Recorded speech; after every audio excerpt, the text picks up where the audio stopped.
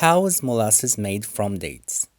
The work in this continuous production line starts from the sugar's extraction unit, where water is automatically added with continuous mixing to ensure the extraction of the largest possible amount of dates sugars.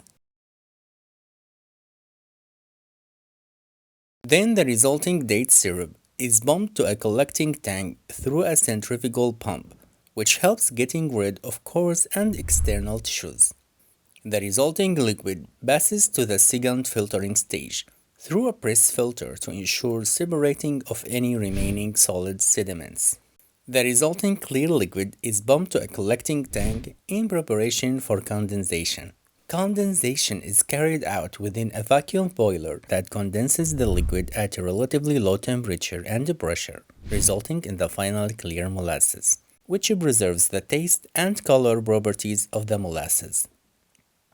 For your inquiries, don't hesitate to reach us at info@smartmac-tr.com.